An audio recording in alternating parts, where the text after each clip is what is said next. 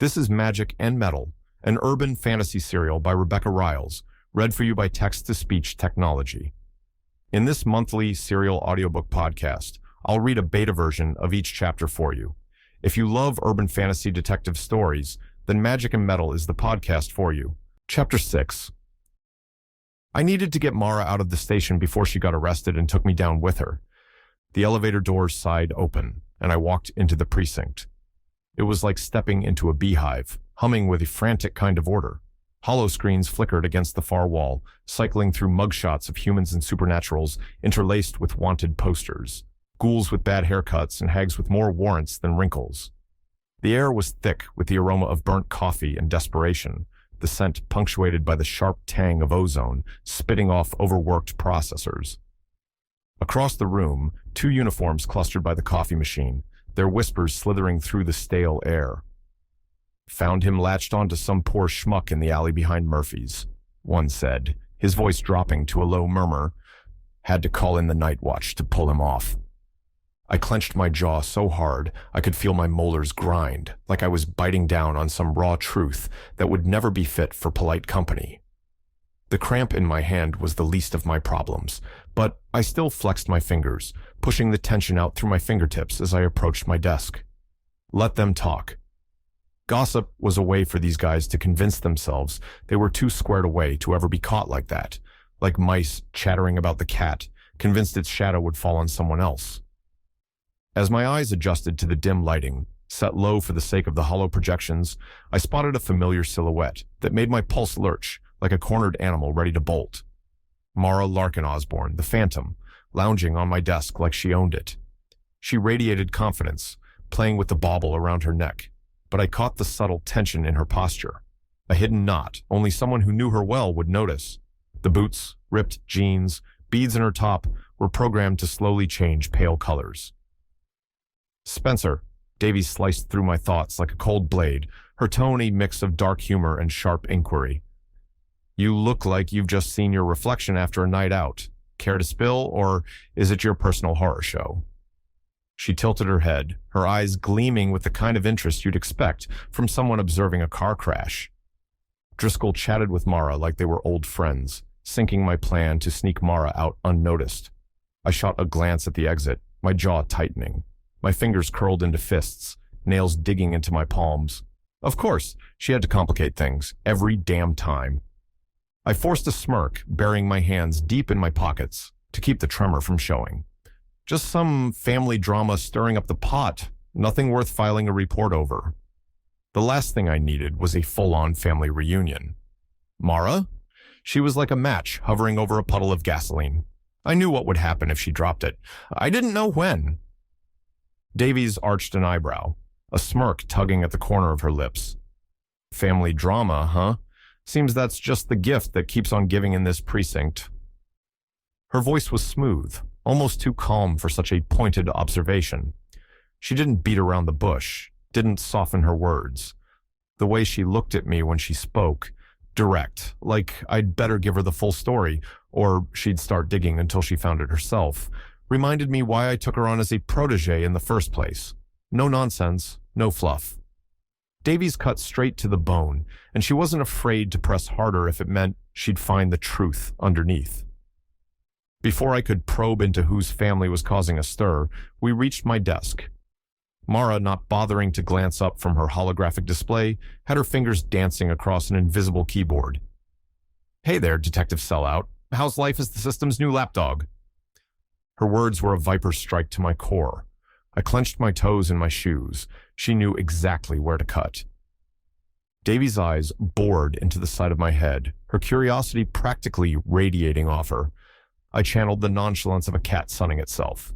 If it isn't the lovely Lady Larkin Osborne, here to pay your ticket from the fashion police, I imagine."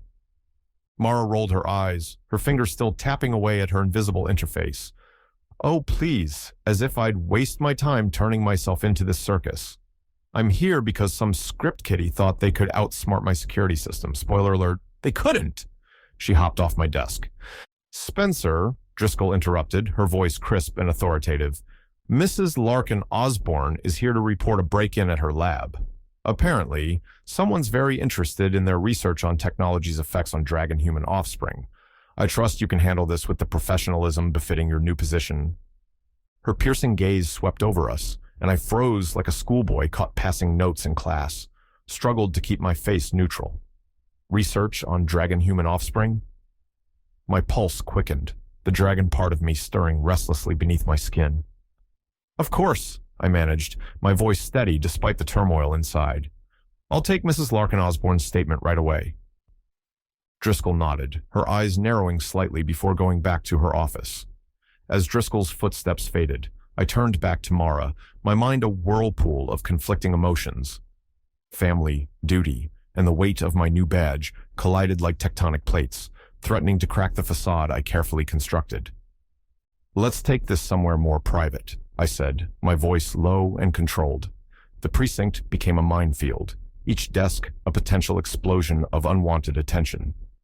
Mara's eyes narrowed, a flicker of something. Was it fear? Danced across her face before it vanished in her trademark smirk. What's wrong, Jax? Afraid I'll air our dirty laundry in front of your new playmates? I bit back a retort, the curse burning at the back of my throat like acid reflux. Every fiber of my being screamed to ask her what the hell was going on, but I knew better. Questions were luxuries I couldn't afford. We slipped into a cramped interview room, all harsh angles and loomy panel lights. The door clicked shut behind us, sealing us in a bubble of stale air. I gestured for her to take a seat, instead of pulling it out for her. I took the one on the other side of the table. I leaned back in my chair, the metal creaking like old bones beneath me. The faint scent of magic clung to Mara like cheap perfume. My mind raced, 1,000 questions burning on my tongue, but I swallowed them down like bitter pills. One wrong word, and I'd drown in a sea of unwanted truths and unwanted alarms. So, this lab of yours, I began, keeping my voice casual, must be quite the setup. High-tech gear, cutting-edge research, the kind of place that would make a thief's eyes light up like a kid on Christmas morning. Mara's fingers drummed an erratic rhythm on the table, her eyes darting around the room like caged birds. It's a total loss. These morons couldn't hack their way out of a paper bag, so they decided to play demolition derby with my lab instead. I raised an eyebrow, inviting her to continue without actually asking. Sometimes silence was the best interrogation technique. She took the bait, details spilling out of her like water from a broken dam. The main lab looks like a tornado hit it. Microscopes smashed, centrifuges tipped over, computers gutted, but that's not even the worst part. Her voice dropped to a whisper, as if she feared the walls might be listening. They took the data cores, all of them. On-site backups. To keep the research private, you had to keep the data off the field of souls, I said. Those cores contained years of research, countless hours of work, the kind of information that could make or break careers. Sounds like quite a mess, I said in a careful, neutral tone. Data cores are important, expensive to replace. Mara let out a bitter laugh, picking up her pendant and starting to fiddle with it. Replace? Yeah, right, like replacing a piece of your soul. Years of work, gone. She ran a hand through her hair. It's not just about the data, Jax. It's about the work we can't do now. The setbacks. Then her eyes widened, as if she just remembered something crucial. The climate control, she blurted out, her voice tight with tension. I frowned, thrown by the sudden shift in topic. Climate control, tell me about it. It was malfunctioning, she said, her fingers twisting the bauble around her neck with a nervous energy I'd rarely seen in her.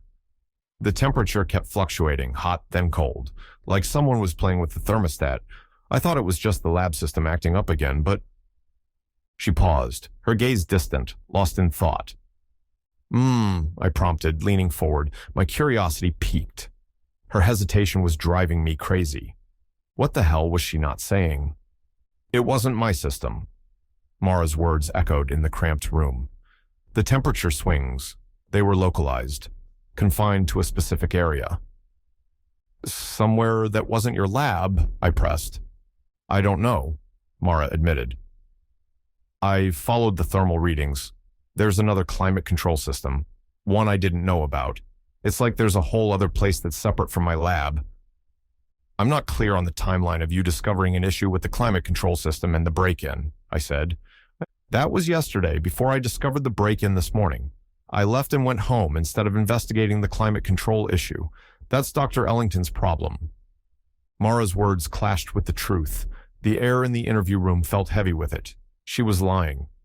I saw her last night, her face obscured by the phantom's hood, darting between stalls in the night market. Once I knew it was her, I let her go. My magic thrummed under my skin, a constant reminder that I couldn't just ask her, not directly. No one else is here. The words were quiet in the small room.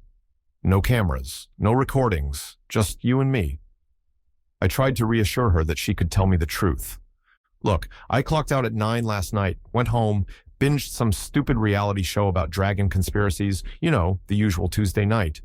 I even fell asleep on the couch. Woke up to the alert about the lab like everyone else, Mara said, shoving her hands into the pockets of her leather jacket. Seriously, Jax, you think I pulled an all-nighter just to smash some dusty equipment? I'll need to speak with Dr. Ellington as well, I said, wondering why Dr. Ellington didn't contact the police, why the university AI didn't put in the call either. Events weren't adding up. Good luck. I've left messages about the climate control and the break-in, and I'm just getting his avatar. She trailed off, her brow knitting. For a moment, she looked lost, confused, like a computer glitch in real life. She doesn't remember. The thought hit me like a rogue wave, leaving me breathless. Last night, the night market, the chase. Gone. Mara, I said, my voice barely a whisper. The night market, crowded, loud. Trying to jog her memory without asking a direct question felt like trying to defuse a bomb with oven mitts. She blinked, her eyes unfocused. The night market. I haven't been there in months. Lark hates it when I go down there. Had to be Lark. The name tasted like ash in my mouth. He was controlling her, manipulating her, keeping her locked in their gilded cage. But why erase her memory of the night market? What was he hiding? Lots of food stalls, smells, music, I continued, my voice tight with suppressed fury. Bright lights, people everywhere. Mara shook her head, her confusion growing.